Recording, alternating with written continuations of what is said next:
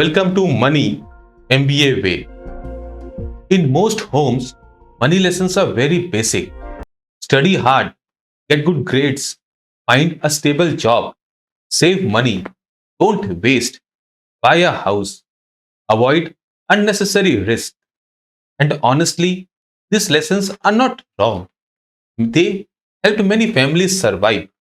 They created stability, but they are incomplete because nobody really sits us down and says, this is how inflation quietly reduces the value of your savings. This is how debt can help you grow or slowly trap you. This is why your biggest financial enemy is often not the market. It is the version of you that makes decisions under fear, pressure, or comparison. So we enter adult life with degrees, jobs, bills, EMIs, and family expectations. But many of us still don't have a clear relationship with money. Salary comes, bills are paid, EMI is deducted, some money goes into savings, some into family needs, some into lifestyle. Some money simply disappears.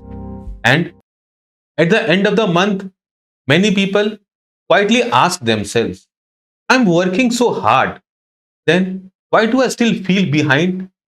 That question is the reason this channel exists.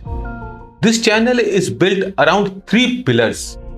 First pillar covers what money does, how it moves, grows, shrinks, and behaves. That is the knowledge problem. Second pillar covers what you do with money, how you behave when fear, greed, status, or pressure is involved. That is a behavior problem.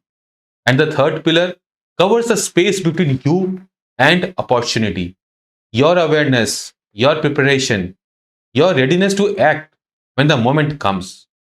That is a positioning problem. Knowledge, behavior, positioning. Three different problems, three different solutions. Miss any one of them, and the other two cannot fully do their job. That is why this channel is built on three pillars: money skills, rich mindset, and opportunity readiness.